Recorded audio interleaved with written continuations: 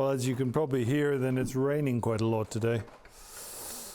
And I thought I would do a bit of work inside the shop. One thing that's really important is to keep your tools sharp, especially when you're doing this kind of carpentry. So you've probably seen I've got this 2-inch framing chisel. And with that and a chainsaw, I can basically build the entire structure, the entire frame for a meditation hut or even a temple. Really good tool. But it needs to be razor sharp. In the bench vise, I put a rag so I don't damage the stone. And then I'm going to insert my Japanese combination stone. It's an artificial stone, but it cuts quite fast and it's very quick to wet. It's a wet stone, so you use water on this. First thing you have to do is you have to flatten the back of the chisel. I have this kind of character where I tend to want to do things really quickly. I'm kind of impatient to get things done. And so often I avoid doing things like maintaining the tools, and that's a really big mistake. When you maintain your tools, then the job always goes a lot more smoothly. It's a lot easier. Actually, sharpening tools is quite therapeutic. There's a gentle action and a rhythm to sharpening the tool. You should make smooth circular motions. And the first thing to do is flatten the back of the chisel. And you'll know when it's getting there because it'll start to be shiny along the cutting edge. Also, what you find is that the tool starts to stick to the stone as you're starting to get it flat. And when you're sharpening, then at the end, always slow down and then lighten the pressure on the tool.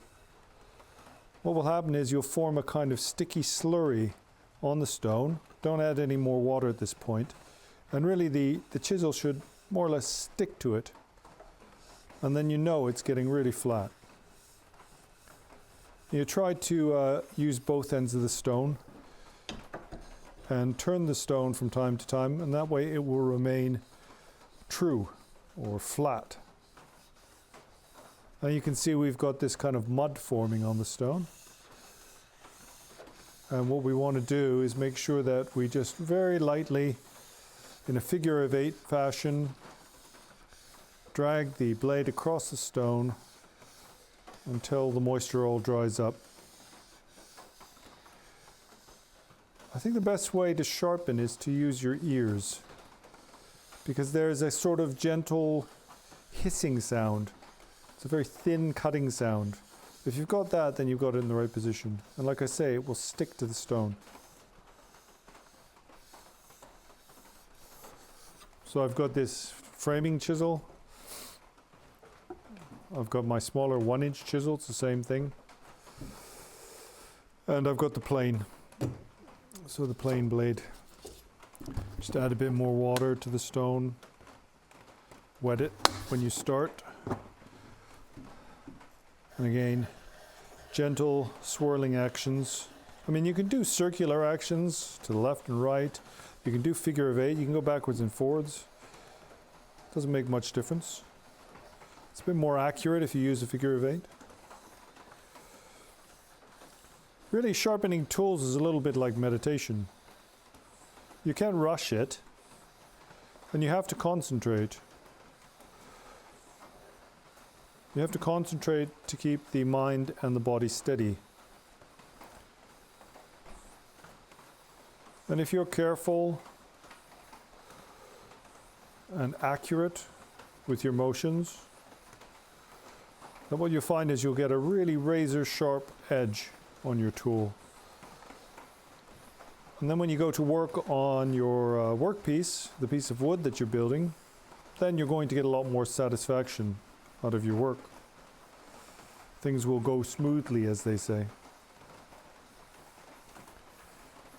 So again, at first you can start with more pressure, moving a little bit faster, and as the water dries up, then you can slow down and release the pressure slightly. Very light touch. What you're trying to do is get all the atoms of the metal to line up. And in the end then we're going to use a strop. So I've got a little leather strop here with a little bit of aluminium carbide on it.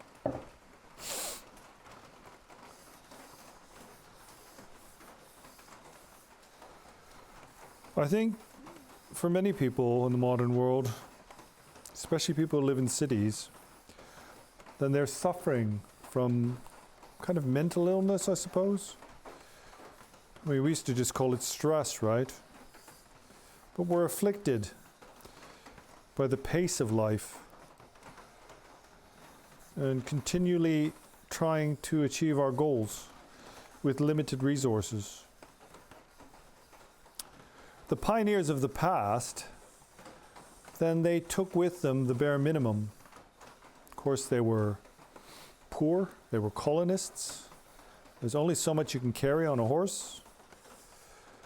And they went to forge a new life for themselves. The elements were harsh and the work was hard. But I think that they were much more sound of mind and much happier people because they lived wholesome lives and engaged in more or less virtuous activities. Of course, animal husbandry was essential. They had to slaughter their animals. It's the same in Tibet. The nomads, they live off their herds.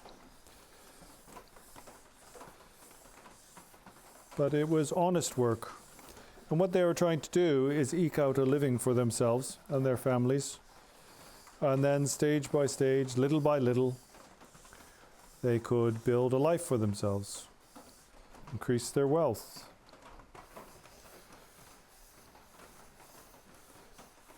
In my own hometown, Edmonton, Alberta, then we have many Ukrainians.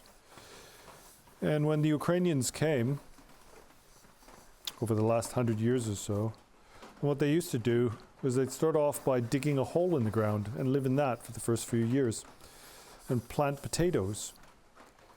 And then once they'd had enough income from trading potatoes for grain, etc., then they would eventually build a house.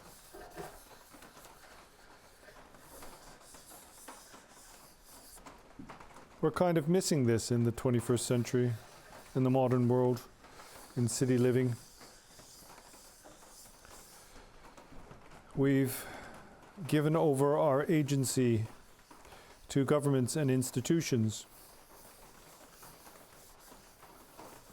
Somebody else slaughters the animals for us, and our produce comes from far away. I heard that sometimes produce is grown in the UK and then flown somewhere else in the world to be packaged and processed and then returned.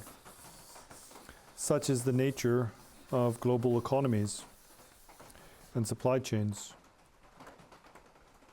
That's starting to get sharp. Okay, so we've done the back of that. I'm going to do the planing blade. The same. You know, one gets a great deal of satisfaction from doing things for oneself.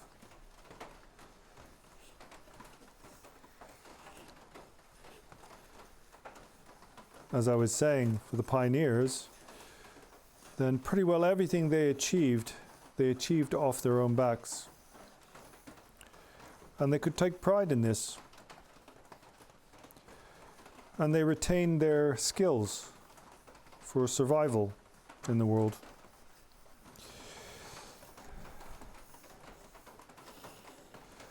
Sadly, we are losing our skills. And for many people, even dealing with some of the more basic things in life is difficult. I was quite surprised when I came to live with my parents, because in the house I couldn't find even one piece of rope. And I've always been used to having some rope around. It's really handy. If you need to tow something in your car, if you need to tie something down, then these things are really essential. But it just goes to show, for many modern people, then they can't do anything for themselves. They even have to call someone in to change the filter for the furnace, which is an incredibly easy job to do. Like I say, the pioneers of the past, then they were self-reliant.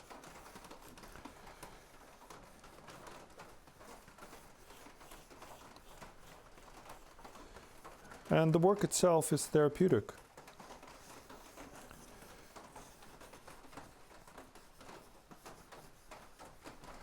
I spend most of my time looking after my parents. But at the moment, while my mother's health is quite good physically, then each week I get to spend one night here in the Hermitage.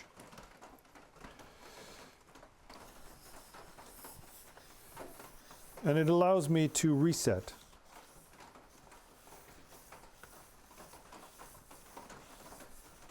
And to commune with nature. And simple jobs, like sharpening a tool, are my therapy.